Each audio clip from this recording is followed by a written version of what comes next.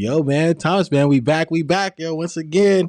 Man, we doing these back-to-back days. We getting it in this week, man. I know, yeah, feels good. Man, we have a great episode for you guys here today, man. My name is Alex Rose. I'm a boy. Thomas Solano. For the No Pressure, No Diamonds podcast, man. We have a very, very interesting guest here today. He's going to break down some amazing things for us today. Mr. Michael Lau. Michael Lau, yes, hey. Yes, sir, yes, Glad sir. Hello, Michael. Super Miguel. excited. Super excited, man, to have you here with us.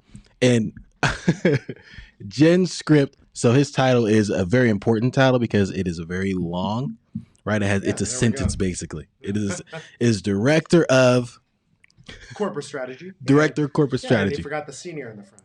Oh, there we go. Yeah. Senior. You got to put the Corporate senior in the front, right? Senior Corporate Strategy, man, at GenScript. Right. And, so just tell the people briefly about what GenScript does and the kind of the background of the company and the firm. So, guys, we are a synthetic biology company. That means that we are able to make any sort of genetic material that you need from scratch. So the joke that I always say is that anybody, non-science people, science people, you are a mechanical engineer. If you're able to come up with a direct target to cure cancer, you come to me, you come to us. We can help you take it all the way to clinical trials and beyond. If it works in clinical trials, we'll be able to take you all the way to commercial launch and then eventually get to people. That means dealing with the FDAs, running the initial first-in-human trials, get through the IND process, which is your novel drug application, and then, of course, go through clinical 1, 2, and 3, and then eventually get that biological licensing agreement that you need from the FDA to be able to operate and be able to get out commercially. So we are that blank sheet of paper that allows everybody in the world to be creative and eventually someday come out with a cure for cancer. Yo, that's crazy. I wonder if somebody has it just in their little vial, bro. You think I don't know, man. I don't know how. Magic Johnson might got something. Because you think about it, let's say like Snoop Dogg's sitting there getting stoned, right, in his living room. All of a sudden goes, I know how to cure cancer. Comes to us, we can help him get there, right? I mean, you don't know where the ideas will come from. I mean, as long as you have a spark, you would be able to do it with GenScript because we can make anything from scratch. Either that protein, that antibody, that RNA, that DNA exists in nature or not, we can make it. Yo, that's crazy. Yeah. So anything from scratch. That's crazy, man. So it's kind of scary too. It is. It is. I mean, you guys saw CRISPR, right? I mean, where those babies were modified. I mean, whoa. We have the components to do stuff like that. Yo, so what are some of the, I mean, I'm kind of like, what are some of the craziest things people have come to the table with that hasn't got out? Like, so is there anything that's like, I don't know if it's all like confidential information or whatnot, but is there anything that people are working on right now to get out to help the community? So what are some things that, that need to get out there to help the community, man? I know, so cancer, obviously, that's probably the biggest. Right. And what else is there things like what HIV, Well, so HIV is pretty well controlled, right? Think about Gilead. They've come out with the reverse transcriptase inhibitors. That is just a pill. Nowadays, if you get HIV, you take one pill. It's not a death sentence anymore. Not just that. You can go out and you can have sex without any protection prophylaxis and you would have no problems. No. So because the viral load is so low. So right now, HIV is no longer a concern. Of course, you don't want to go out and get it. But having said that, if you do get it, you would be okay. But having said that, some of the cooler drugs out there, for example, for muscular dystrophy, if you ever Google super muscle cow or something like that, there is a way to inhibit the gene and the protein that prevents you from your muscles to stop growth, right? So you can stop that one. So your muscles will keep growing. You see these cows, I mean, they're built like Schwarzenegger, every single one of them. And guess what? There is an antibody out there. I can't name the company. That's able to basically inject into your system and you can have unlimited muscle growth. Now, is that detectable? Is that like something that's bad? Is that something that's off? Like somebody can't, they're not allowed to use like that from sports. Yeah, like banned. Is that banned from? They can't tell, right? It's not a PED. It's not a small molecule that shows up in your system, right? It's a straight up, you're inhibiting a protein that's also already in your body, a natural protein. You're just preventing it from operating. So now your body goes, oh, my muscle's going to grow forever. Yeah. So Hey, you ready, Doug? Let's get that. Yeah, Let's hit the you gym, guys bro. will We be- ready to go. Nah, I'm trying to still scratch my back and stuff, bro. Some of those dudes get so big they can't do anything. Yeah. Walking through doors Yo, that's sideways, like it's a little crazy. crazy to me. So, because I want to talk a little about sports medicine too. Sure. We'll get into some of the later things too about the COVID stuff. So how did you end up in this position? So where are you originally from? Tell us a little bit about your background. Yeah. I grew up in Orange County. Went to UC Irvine, majored in biology and economics, and then I ended up getting my PhD in biochemistry at UC Riverside, and then my postdoc at UCLA. When I did my postdoc at UCLA, I did salivary diagnostics, but I was looking at the mechanism in terms of how you identify asystemic diseases like pancreatic cancer just by spitting into a tube. I'm able to give you the biomarker. You're able to identify if you have cancer or not with about an 80 to 90% efficacy, right? This ended up, now this brings back to sports medicine. USADA saw this and was like, wow, this is really, really, really cool. So we ended up doing Olympic testing for people that were doping. And guess what? All the Russians came back positive. Just by saliva. So, we already kind of had a hunch at the time that this was going to be the case. But anyways, after my postdoc, got out of the academic realm, started working from Amgen, right, over Thousand Oaks, and then I actually moved to New York for 2 years and worked for Regeneron, and then came back to San Francisco with Boehringer Ingelheim before I joined on with GenScript. Interesting. So I was a scientist for a while. That's freaking crazy, man. Yeah, man. Like, so what inspired? So ever since you were a kid, did science inspire you? Like, what sparked kind of your scientific mind, man? What sparked that? Yeah. Science is something that's always been very intriguing to me, right? I have a lot of curiosity. Why do things work this? Why do things do that? It's something that's applicable on an everyday basis. So if you take a look at my education, economics, I'm getting my MBA currently, biochemistry, everything can be applicable to our everyday lives. For example, biochemistry, right? You go and eat a chocolate bar. I can break it down for you all the way from glycolysis down to Krebs cycle, how that becomes energy in your system, and then how that becomes fat in your system. So that also helps, right? Being 40 myself, playing basketball every single day. Do you guys see this, dude? Do you guys see this guy? He said 40, dude. Look at this guy, man. Look at these good genes these guys have. Oh, not me, bro. I got the grays, and he sprayed the gray in there. He sprayed the gray on there, man. Well, you guys are in business, right? So you gotta look respectable. The grays help. That's why I don't take it away. Like my brother's like, hey, they got something for that called Just for Men. I'm like, nah, bro, this is cool. It works. It's like, I'm a man, man. Yeah. I am just a man. You know what I'm saying? I got the gray in the beard, man. Yep. That's interesting, though, man. So, dang, I kind of wanted to dive in on that because I have a little knee issue, right? So, like things for pain, right? So, I'm really trying to figure because it's Don't not like rebuild an injury. You a knee and a tube. You spit in it. No, I'm kidding. Rebuild a knee. So for pain, so pain medicines, man, because there's a lot of pain medicines that can get you can kind of get addicted to, because my wife now, like she would have, like whenever she goes to the doctor, they prescribe her whatever is what's it called, Vicodins, or like opioids and stuff like that. So is there other methods and other things that aren't so addictive, or ways to not get addicted to stuff like that? Because man, because I had to get her off that stuff. You know what I'm saying? Like it's like whenever something would hurt, you're like, oh, I need this, and pop one of those things. You know what I'm saying? So, and I have family, same thing. Yeah. So it's other things outside the opioids. Are they trying to get that out of the system, or are they trying to pack it in? Hopefully I can get the question out. But is there other ways, other things outside of opioids that people can use, to get rid of pain, man? Because shoot, again, for me, yeah. Of course, you can have the NSAIDs, right? The NSAIDs are like your Advils, your Aleve, your Motrins, whatnot.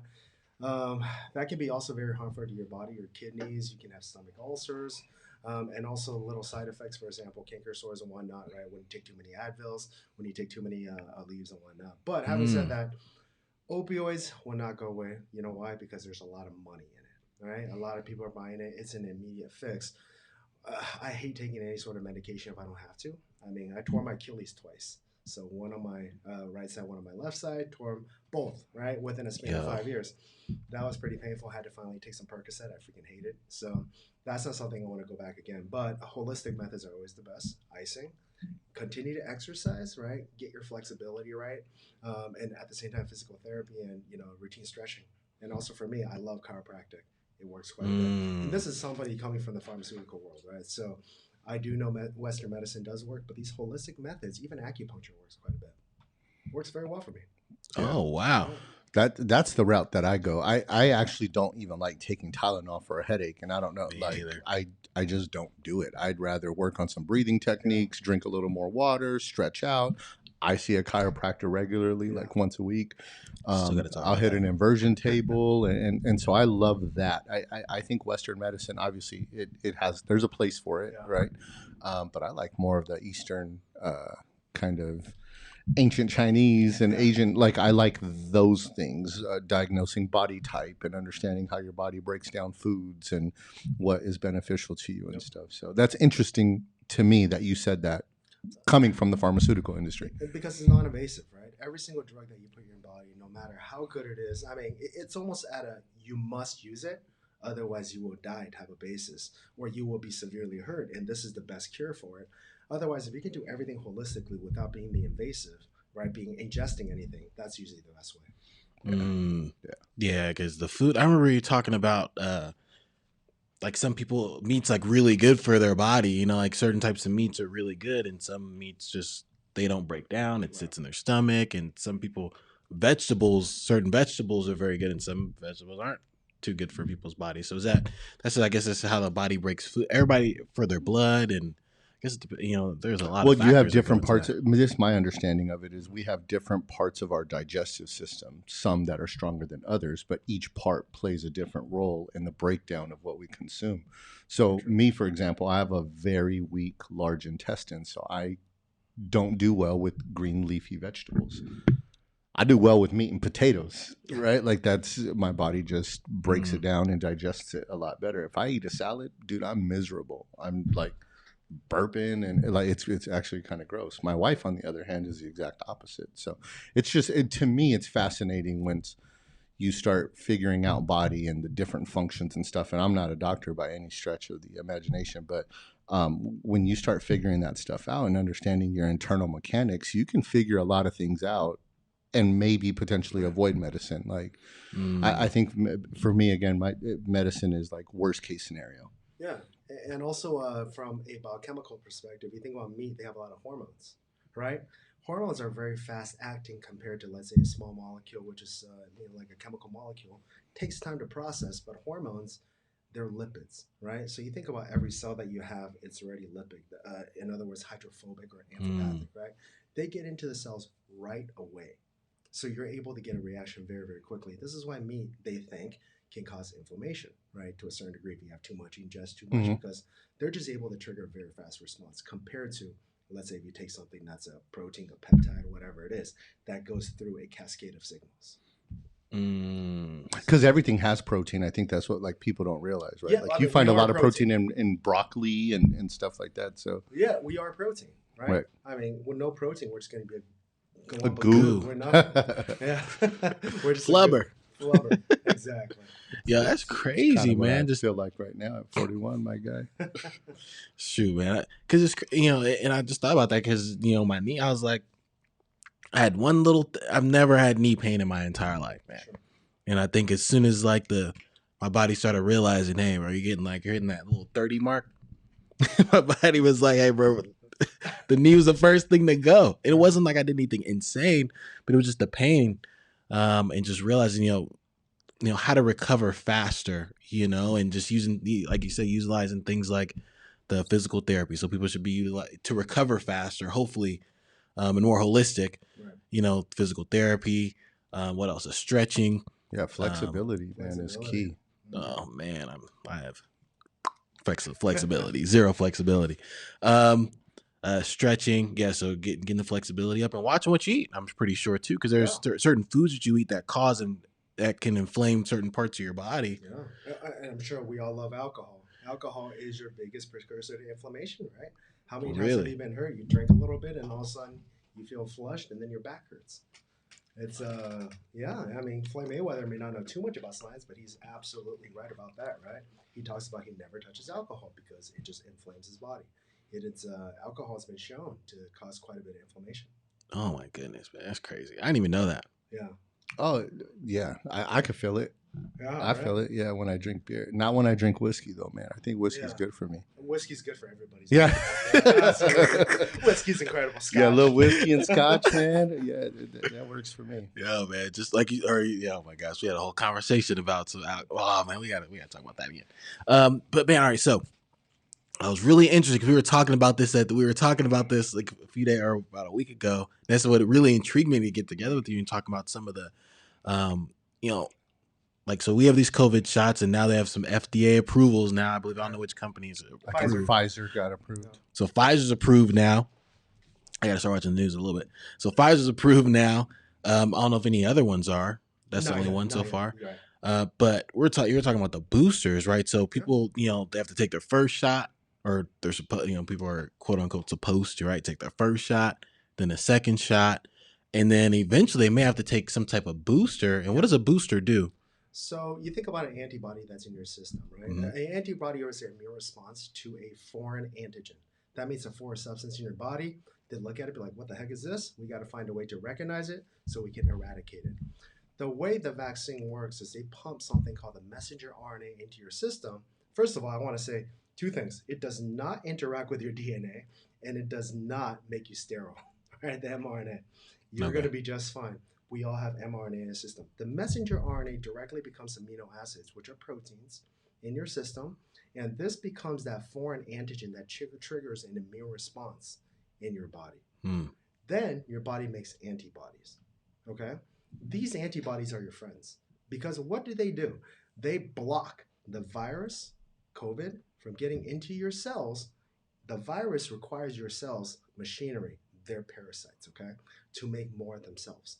This is why people get so sick. It's because the virus gets in the cells, make a whole bunch of themselves, and takes over the body, causing inflammation, causing pneumonia in your lung, and then eventually they die, right? That's what happens. So having these antibodies in your system blocks the virus from getting in, and your body eventually fights it off, secrete it out in whatever manner, right? That you have, you can sweat it out, you can pee it out, you can whatever. And then eventually you don't have the virus anymore. This is why the vaccine is so effective. But your body is lazy. All of us have very lazy bodies, okay? If we don't have to make the antibodies, meaning that you're not infected by COVID, the antibody dips, okay? Eventually, it will dip to a threshold where it's so low, it can no longer block the virus from getting into your cells, especially with the variants, right? So right now, the mRNA that is injected in our system is only for the alpha strain. We are now to the delta, and there's already the lambda that is available, guys. Whoa. So you need to go get vaccinated because if you have enough of these antibodies, no matter what variant it is, most likely you're going to be fine. This is why the boosters are necessary. But having said that, a booster without the proper protective correlate, meaning a metric, right, a number, or a way of telling you if you need that booster can also be very dangerous. You never want somebody who is already highly inflamed, right? This is how you get antibodies with higher immune response to get a booster because they could potentially get, let's say, a cytokine storm, right? Which is very high level immune response. You can go into shock. It's very dangerous. So now just plugging my own product now, this is where, the GenScript CPAS comes into play. We identified the functional antibodies called the neutralizing antibody levels that tells you whether or not you are protected from the virus, meaning you can physically block the virus from getting into the cell with our results, right? You can tell at post-vaccination or natural infection. If you have a good amount of neutralizing antibodies, and there are plenty of literature that show this, right? Fauci came out the other day and said the titer number is 100, is 91% efficacious, right? We can identify that on the CPAS. If you have that, why take the booster? Oh, okay. Yeah. So will you only have that? And I'm sorry for Sure. not completely understanding. So will you only have that if you've taken the vaccine, or does that happen naturally? So can it happen naturally, like through herd immunity or whatever they call? And so you can be naturally infected and still get the antibodies, right? But if you're naturally affected, what happens is your body takes time. It takes about 2 weeks to build up enough antibody levels to fight against the virus. You get the COVID without the vaccine, guess what happens 2 weeks? You probably died by then. You're not But gonna aren't make most enough people time. that are passing away like Comorbidities? Yes. yeah, they're older. I mean, I think they're 78 and above. A large majority of them, like They are. in the 90 plus percentiles. So, which the average lifespan's about 79 right now. Anyway, like, and I'm not saying like it's not a sad thing. I'm not being callous to the thought. My grandmother had it twice at 87 and actually fought it off both times without the vaccine. But she had other issues. She had some heart issues and things like that. And I've known a bunch of people that have gotten it and been fine and didn't get vaccinated. So, like, how necessary is it, and why? Like, why, knowing how incredible the human body is, Yeah. are we so big? Or I mean, because it seems almost split 50-50. I've watched a lot of videos of doctors that are like, it's not necessary, and then other doctors are like, it's absolutely necessary, and you have a responsibility to do that. And so why is there such a divide about it? Yep. So number one, to get the vaccine, there shouldn't be any questions about it. Go get it. It's relatively inert, right? Meaning the fact that unless you have some serious inflammation problems, you're immunosuppressed, or you have some heart issues, talk to your doctors, kidneys, whatever it is, talk to your doctors, but most of the part, you're going to be fine. Number two, you're going to be able to generate the antibodies using these vaccines, so they're going to be your friends, no matter what. It's not going to harm you. Nothing's going to happen. I know we don't have the longitudinal data in terms of what happens 10 years from now, but these are messenger RNAs that are encapsulated in nanovesicles, which is basically just your soap. It's lipids. Okay, so having said that, again, it's nothing that we don't find in our system. It's almost as natural as it gets, even though it's synthetically made. It's things that we find in our bodies. Okay, so that's number one. Boosters. Why is it a 50-50 divide? Because we don't have a metric to say when you should get the boosters. People don't like to follow other people. So right now, we have no choice but to listen to Pfizer and Moderna say, after 8 months, you have to go take it. Nobody's going to go to PubMed and read a scientific publication, right? First of all, they won't understand it. And secondly, well, they don't make it understandable though. So like, it's not really a transparent type of. It's not. And I think that's the part that I personally. It's almost like reading a problem with person. It's like reading a person. Sometimes, like we have prospectuses, and it's like giving a client a prospectus, and they're like, "Yo, are you serious?" Yeah, this is You know what I'm 150 page of what is essentially gibberish to me. So I mean, that I think that's why people are so on the fence about it. It's very much so. And there's a lot of misunderstanding. Here's it sounds the thing: like people aren't wrong either, right? They're saying that, well, it's a huge money-making venture. Hell yeah, it is. I mean, they're making hundreds of millions of dollars into $1 billion, right? The way it is. For a booster shot, you get another 300 million people that's going to be on it. Each shot, they pay $2-3, right, by the U.S. government. It is what it is. Yes, they make a lot of money. What's important is... That's the craziest part, though, because a lot of these dudes that are pushing it actually own stock in these companies, and like, I mean, they're so connected. Oh, and God. It feels wrong. What's also tough right now is Fauci, who is one of the chairmen, right? I believe he is invested in Moderna, is coming out to pitch. So people see that as just a marketing scheme, but in fact, what he's saying is very true. He is quite impartial, even though he's making a killing in the back. Okay, I'm not saying his bank account isn't growing by the minute. It's like, yo, that's that right there, man. Is just like, Well, and everybody labeled it like, oh, that's a conspiracy theory. It's only a conspiracy theory until it's no longer a conspiracy, and it's there, and so the proof is there, and these people are making a ton of money, which again raises doubt. I mean, naturally, that's going to raise doubt. Like, hey, when there's money involved, I mean, people have done less, or done more for less. So that's a scary. I don't know. It's a scary thought, especially with the uncertainty and seeing that a lot of people that are actually getting vaccinated, Fauci has said it, right? So this is another crazy part, and maybe you can elaborate a little on this too, or your thoughts on this. But Fauci has said, if you get the vaccine, it doesn't keep you from getting COVID, right? Like it doesn't keep you from getting COVID. So even if you get one or two, and first it started with one, and now it's two, and now it's a booster every 6 months potentially. First it started with one mask. First it started actually with no mask. You don't need a mask. If you want to wear a mask to feel safe, then wear a mask, but it's not necessary, and we shouldn't. And then it went from one mask to two masks to 3 feet, then 6 feet. And like, I mean, it just seems like nobody really knows what they're talking about, so it makes it hard to trust what we're being told. Or things keep changing. Yeah, it's Yeah. always back and forth, it seems like. So, guys, first of all, these scientists, they do know what they're talking about. I do want to throw that there. I want to clarify that. Number one, coronaviruses have been around forever. It's your common colds, your Right. rhinoviruses, your AAV. We've all had the coronavirus in our system sometime in a lifetime. There's SARS-1, there have been MERS, right? So there are different variants of this tend to be a little more severe, but for the most part, they're pretty harmless, just your common colds. Mhm. We know how they operate. We know how they work. We know how to stop them, and then we know what eventually, some of them do. All right, so that's number one. We do know what we're doing here, science-wise. Number two is yes, money can raise doubts. Don't get me wrong. There's a lot of money in it. But having said that, the reason why there's a lot of money in it is because they're able to beat the market, right, to it. You think about a biologic like an antibody. First to market is like $4 billion that first year. If you're the second to market, I think after that it's like 100 million. It's a huge incremental decrease. There's a lot of money by Pfizer and Moderna because they're one of the first to markets, and there's a huge demand for it. People need it, right? That's why there's a good amount of money.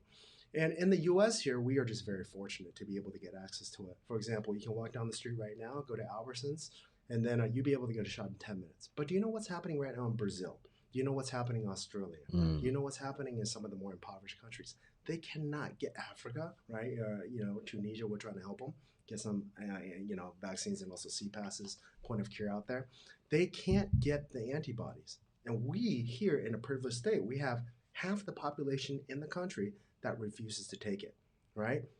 The moment that we reach herd immunity here in the US, then the surplus of antibodies get to go out of the country and they go and help other people. So, what I want people to know here, whoever's listening here, when you're not getting vaccinated, you're not saying the fact that, hey, I don't want to listen to somebody else to tell me what to do. What you're doing is you're selfishly, again, in an indirect way, hoarding the antibody in this, the vaccines in this country. And it's not allowing access for other people that are not as fortunate as you to get the vaccine in a direct way, indirect way, killing them. Dang. Interesting. Yeah, I don't know that word selfishly. It just seems kind of crazy because nobody has done that with, if this is really about how important. Okay, so most of the people that have passed away have been out of shape, right? Like, is that safe to say? There's been comorbidities. There's other underlying issues health wise, and so if you were healthy, what are your chances of surviving? Right. So again, the death rate's pretty low, right? If you think about it, in the U.S. All right, you're looking about 2 to 3% if you're unvaccinated, and now if you're vaccinated, you're looking at 0.4% or something like that. Okay. Super duper low. Right? So, but for the most part, healthy people have an incredibly high chance of surviving. Is that safe to say? In the U.S. This is why I want to bring up the third world countries again, or even something like a second world country like Mexico. For the longest time, Mexico, 10 people that get COVID, 1 will die because their ICU, their hospitalization is just not up to par.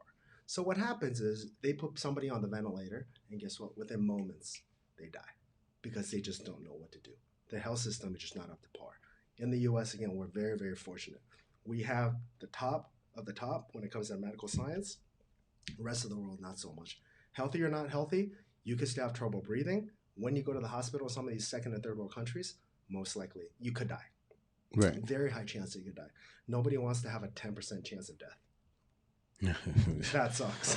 Yeah, I mean that stat is obviously staggering. But I guess my question is okay. So they care about the health of the U.S. so much that they want us all to get vaccinated so that then they can go out and save the world, whoever they is, right? But if somebody being healthy increases their chance, just the fact that they're healthy, of survival, why don't we take that into consideration? We do.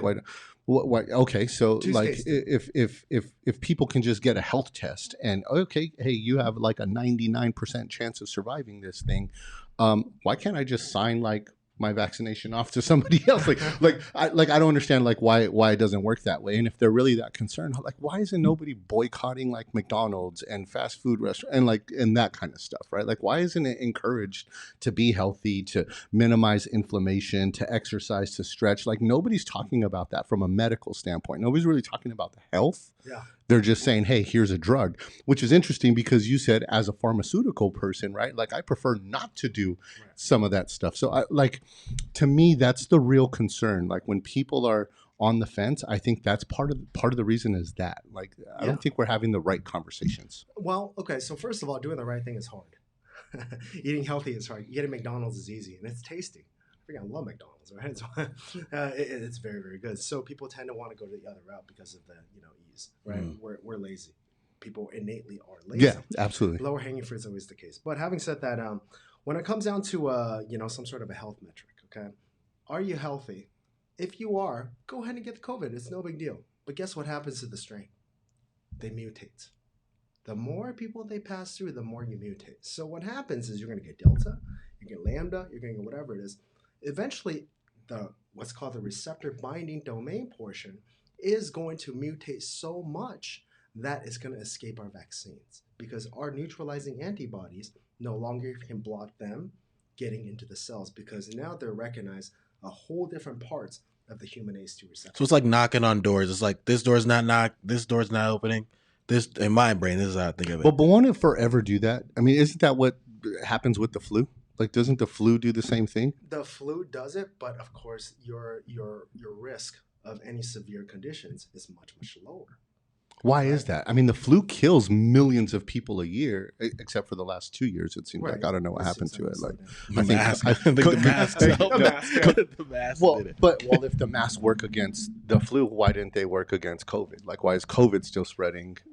But the flu stopped. Yeah. Like that. So those are some of those things that I'm kind of curious about. But if it will forever mutate, what's the point? So it won't forever mutate if you reach herd immunity, right? That's the whole point, is that the virus no longer has enough hosts to continue to replicate at a large quantity, at a very rapid pace. And then because they're using a host machinery, which is our bodies, they can't control the mutation rate. In our bodies, we all have something called proofreading, right? When that proofreading goes off, guess what it is? It's called cancer. You have a mutation that's called an oncogene, and it causes you to have irregular growth, right? That's where lumps come from. Viruses don't have that, right? They go ahead and they do, they do what they have to do. They go through the transcription, they generate their, their virus capsids, their proteins, whatever it is, to be able to lyse the host and then get out to your system and then continue to infect and then get through the other people by increasing the viral load. They have no conscience. They just keep going, right? They grow very, very quickly. So, the more hosts that you have, the more people that you have, the higher chance of the mutation because there's no proofreading mechanism. You want to limit that. You want to slow that down. You don't want these viruses to keep getting into hosts to be able to work. So, so whether they're healthy or whether it's a healthy person that it doesn't affect, like the COVID doesn't affect, or it's maybe a not so healthy person that the COVID may may affect, right? That may have some type of effect on it. People are kind of pushing the vaccine. What they're saying is this is how my mind is taking it. They're basically saying, look, if you're healthy, take the vaccine because then it doesn't give as much of a chance to mutate. Right. And whether you're healthy or not, and if you're not healthy, right, and you don't, or if you're healthy and you're not taking the vaccine, even if it doesn't affect you, if COVID gets inside you and then mutates and passes to the next person, then and continues to pass on and on to more people, then that's just kind of it just keeps breeding a new form of it every time, and we don't know. Yeah. Aren't people that are vaccinated with the first and the second also getting the Delta variant? They are getting infected, but it's less severe because you have less viral load that's able to get into your system, right? So eventually your body will fight off COVID, right? Because you have an immune response, you're able to go ahead and fight it. But can your body catch it fast enough in race with the virus's replication rate to see who beats who? Does the virus beat your body or does your body beat the virus? So if you have the vaccine, Damn. what happens is it prevents the viruses, at least a good amount of it, from getting into your body and replicating. And it slows down the replication and the viral load so that, yes, you do get some symptoms, but the symptoms aren't severe enough for you to go to the hospital. That's what the vaccine does for you. So it's not about catching COVID or not catching it. It's about the effect of COVID on your body. Symptoms. Or the effect of the symptoms on your body. Yep. So whether you have the vaccine or not, it's really not about getting COVID or not, because everybody gets it. It's about the symptoms affecting your body to, it's almost like having like you call airbags in your car. So when will it or no airbags?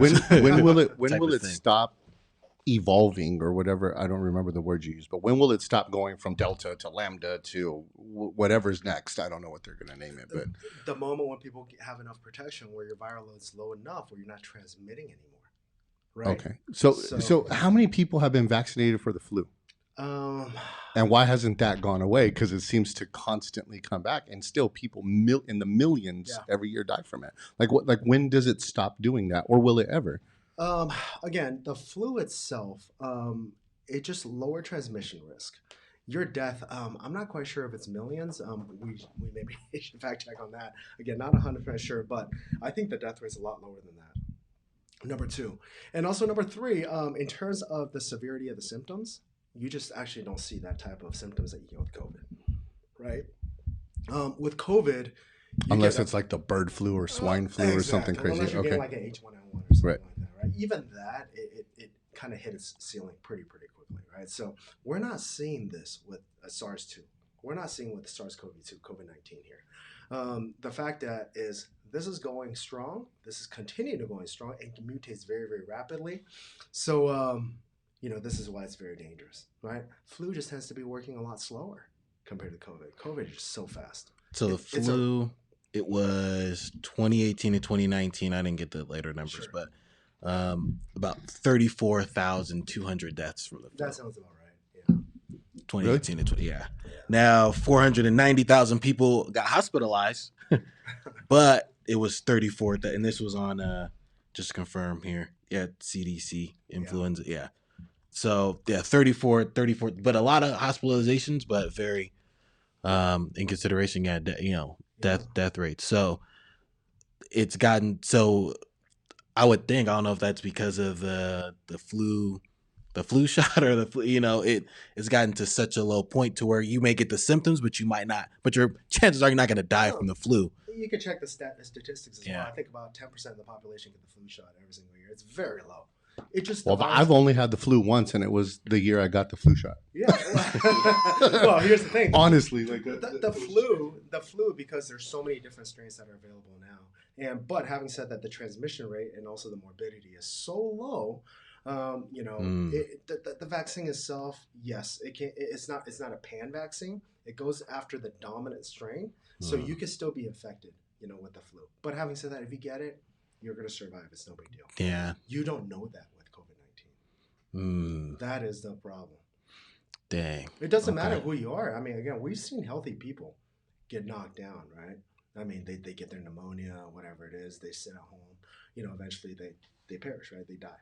We've seen that, right? Very, very healthy people. So why take the risk? Just go get vaccinated. Yeah, it's interesting, man. I'm really like, that was a real interesting take, man. Because I really haven't had a deep conversation about it, really in depth. It's more been like, are you taking it or you're not? And it's like, yeah, you know what I'm saying. But I've just gotten a lot.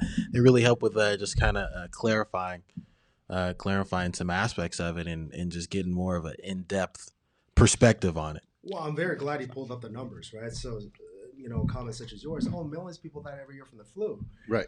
Again, I've seen that all over the internet, but it's not true, right? Oh, it gets into my, mRNA, it gets in my ovaries, and therefore it's going to pass on to my kids. Great. If it passes on to your kids, that's fantastic. They're going to have some immune resistance to COVID. Where do you think those numbers come from, though, Michael? Like when people, not those numbers, the concerns, like sterilization and stuff like that, because there's been, I don't remember where I've seen it, but it was approximately like 1,500 miscarriages in the first trimester with women who have gotten the vaccine. So I don't know, maybe that just happens naturally. I know my wife and I, we miscarried our first one. So And did we. yeah. It's very typical. 1,500 might be actually low, right, for the numbers. So you have to check out the baseline. What was it, normally before COVID hit? And then you want to take a look at what the data is now. Then what you have to do is you have to look at a significance comparison, right? Right. Are they different, right? Is it less than 0.05? My guess is it's not going to be. So it's not a significant factor. People make this up. I mean, if you want me to, I don't know how I'm allowed to cuss here, but they make this shit up. That's exactly hey, what man, it we is. grown, man. It's all good, right? man. Speak freely, man. You can speak freely. They make this shit up. I mean, the other day I went to go get propane over here at one of the gas stations. I don't know how it got started. And I was telling them, oh, yeah. Is it okay if I don't wear a mask anyhow? I'm fully vaccinated. Everything's good. I've been traveling. He's like, yeah, whatever. Just come in here. And then he goes, yeah, how was it? I was like, what? And how was the vaccine? I was like, oh, vaccine's great. I didn't have any really effects. My arm was a little sore. That's about it. He's like, yeah, I'm thinking about getting it too. I was like, okay, what's holding you back? He goes, because it makes me sterile. I want to have kids. I was like, well, why would you think that's the case? It's like, yeah, I saw it all over Facebook, all over Instagram. Facebook and Instagram is a very, very powerful tool, right? I mean, we are in our 40s. We grew up with what? Friendster? What was it? MySpace, man. MySpace. Friendster. Dang, dude. I didn't even know that. I don't know that one. You guys don't remember Friendster? I am, bro. Remember Instant Messenger. I remember that AIM. Yeah, AIM was awesome, right? The information transmission was a lot slower, right? So, of course, all the good stuff can't get transmitted very fast, but that means all the bad stuff can't get transmitted very fast. Remember what I said about McDonald's? Much easier to do bad things than good things. The bad information is always more interesting than the good information. Dang. That's what's happening.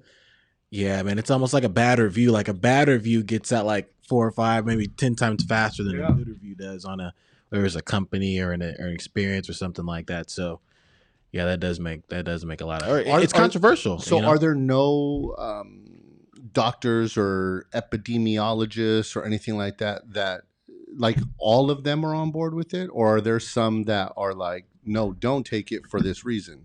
There's some. I mean, you can't say it's all. You can't generalize.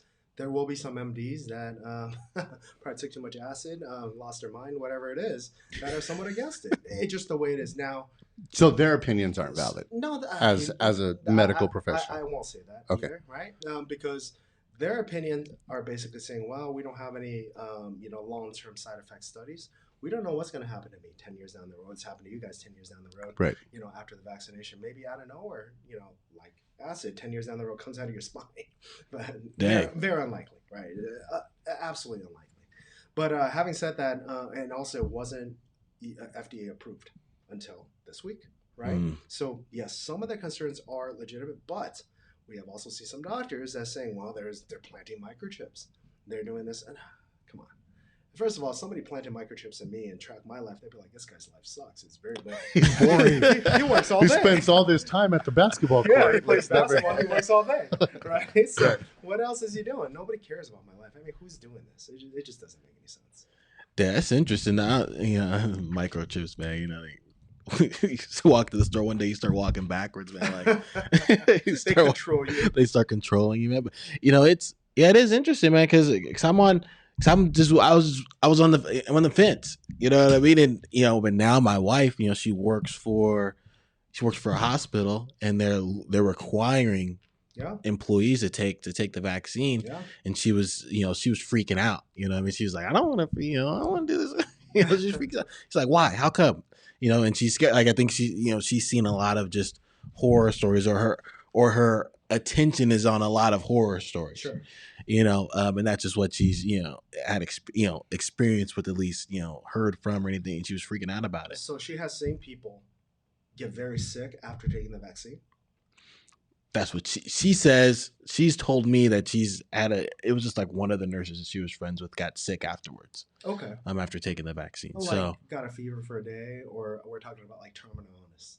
Not terminal illness, just very, very just sick, just didn't come to work for like 3 weeks. I don't know if the nurse was just on vacation. I was about to say, it sounds like no, blaming. I know, right?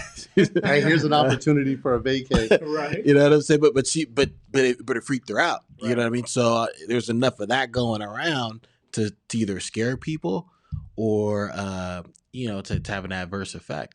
So and I was just like, you know what? That's up to you if you want to do that. But and I'm just having a little more interest in thinking about like, dang, I wonder how many. There's a lot of companies out there that are starting to require their workers to have the vaccine, Right. Which is very interesting. And who knows how the money breakdowns on that end, but you have a choice. Yeah, you have a choice. You can work for the company, or you can not take the vaccine and do something else. Yeah, right. You have a choice. They're not saying that. They're private companies. You guys should probably hear Stephen A. Smith all the time, right? NFL, NBA. You are working for the private sector, right? You are not working for a communist or socialist type of society here. We're capitalistic, right? So whatever prevents the company from shutting down because of COVID is the way to go. If you don't require vaccination, right, and you have 2 employees go down. You guys come from a pretty big company, right? Based on what I heard, right? You guys call a sales meeting, nobody's vaccinated, and then you have somebody who gets COVID. Freaking 3/4 of your staff goes down with COVID. What's going to happen to your company? Right? We just had our sales meeting. We require people to get vaccinated, right?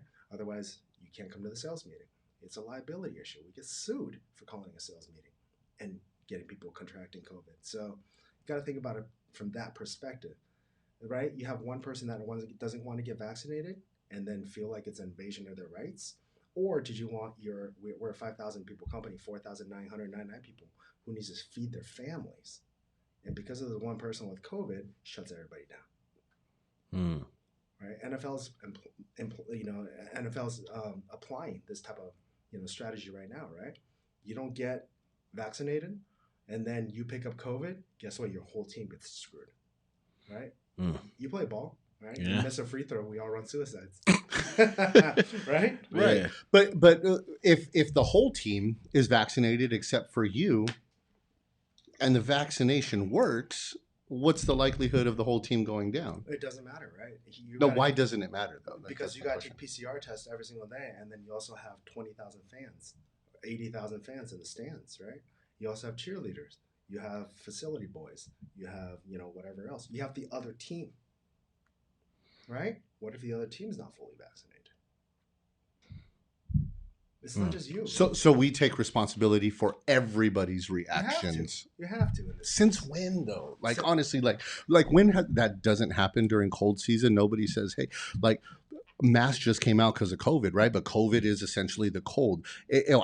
When somebody got sick at a job, they didn't say, bro, you had the cold and now it's your responsibility. That just stuff never happened. And I understand COVID's a little more extreme, right? Like potentially there's death on the table. Yep. There's death on the table with the flu. There's death on the table with severe cold. If you're already sick, if your immune system or immune compromised. So I just don't understand why all of a sudden this has become such. And honestly, it's been a little weird. Right. Like when you have Mayor de Blasio saying, "Oh, you can get a free burger from Shake Shack and some fries," and like it was weird. But it works, and it still seems weird. So real quick, in China, apparently now this is based on their statistics. Okay, everybody has been vaccinated. Why is that? They gave them rice and gave them bok choy, and it works. People wanted groceries. Yeah. So these incentives work. Biden's saying that he'll give out beer. They're giving out Chargers tickets. They're giving out Laker tickets. These aren't bad prizes. You're in a raffle to win some very expensive stuff by getting vaccinated. So they are. It's just they've never done it with anything else. We never had a Ebola. We had swine flu, right, and stuff like that. Very minor compared to this. Very minor, right? Yeah, so I just don't understand. I don't know, man. I'm still really on the fence about it. Like Ebola, you should be glad it hasn't come here too much yet. Ebola's it did not too long ago, right? I think Barack was president when we did have an Ebola outbreak, right? But there wasn't this worldwide, and that's a lot more dangerous, would you say, than COVID? Yes. Okay, so there was no worldwide mandate and shutdown at the thought of one of the of something like that happening, or mandatory vaccinations, or like that never happened. Was it because not enough people died? Exactly, it doesn't spread the way it spreads, right? So you don't get that pan global type of effect that you get with SARS, right? It just doesn't transmit that quickly. That's what it is. Ebola sure is nasty. You can die in like 48 to 72 hours, right? Basically eats you from the inside out. But it just doesn't spread how a cold would spread, basically, right? Exactly. it's not something that you can sit around, talk to somebody, and they pick it up almost immediately. But if it did spread like that, then the death rate would probably be what would The world probably end.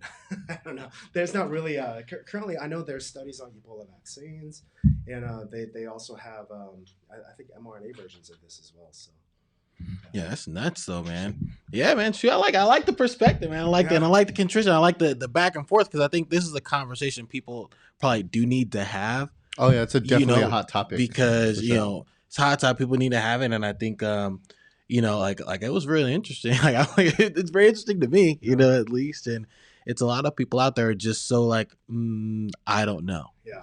Well, half the people out there like I don't know. If you don't know, go find out. Yeah. Right? You have internet, but go to the right websites. Go to cdc.gov. Right. Go to FDA. Check out the WHO website. Don't read your Instagram post. Don't go on TikTok and then listen to somebody talk about it and then believe in it. Check everybody's reference. I mean, even from Fauci, double check his references, right? Look at some of the publications. Yeah, double check that dude because he's gone back and forth on some of the things he said, right? Yeah. Be a skeptic, but at the same time, once you get the right information, my guess is you're going to come back to say, okay, I'm going to go get vaccinated. That's what it is. Be a skeptic. Don't sit around and listen to some lady with big ass hair online and then talking about, oh yeah, that the mRNA is going to interact with my DNA. First of all, it can't. And then because that's reverse transcription, it doesn't make any sense. And then from there, it's going to make you sterile, and then it's going to give you neurological control. And then no, it doesn't. It cannot do that. All right. So go find out. Right. Don't just. What so you said a couple of the sources that they should check were CDC.gov, right? Okay. WHO website, and then of course FDA. Okay. Right? Okay. Yeah. Those three they're always good. If you really don't believe it, go to Johns Hopkins website, go to your Harvard website, go to MIT. They all have their COVID protocols on there. Take a look at it. Read some publication, PubMed. If you really want to get down and read some papers, just read the abstract. Just read the results. I mean, this is four paragraphs. Very quick, and you can understand it. Just go ahead and read it. Right? Yeah, I was hearing Joe Rogan was talking something about the PubMed. Yeah, PubMed. About that's the paper, how you get the information. Okay, read PubMed, right? Peer reviewed papers, right, from very smart people. So. Yeah, because shoot, hey, because otherwise, I'm gonna just come over to y'all, get this new knee growing on the back of a pig or something like that, and go and have a replacement, man. Because or strengthen the muscles around it. You ever heard of DeJuan Blair? Do you remember DeJuan Blair? Yeah. He played a short stint in the NBA. Maryland. You know what I'm talking about? Yeah, Maryland point guard. No, he was a power forward. Oh, was he a big guy? He was a bigger guy. Yeah, but he tore both of his knees in high school. And so he had surgery. He had artificial ligaments put in to fix the ACL and like his whole knees were blown out. So he had these artificial ligaments put in. That's crazy. High school. Strengthened, did all the physical therapy and all that stuff. Had a great college career. Got drafted by the San Antonio Spurs. Yeah, the Spurs did the physical, and they found he had no ligaments in his knees because his body, bigger husky. Yeah, his body had rejected it, but his muscles around his knees were so strong that it compensated for the lack of ligaments in his knees. He never had any pain. That's crazy, dude. Yeah, DeJuan, man, hit us up, man. No Personal Diamond Podcast, man. Show up over here so I can get this knee. Alex needs some strength exercise. No, he was also like 300 pounds. He was a big dude, too. He was a big dude, yeah. He didn't have to jump. He was like Sean Kemp at the end of Sean Kemp's career, like as a rookie coming in.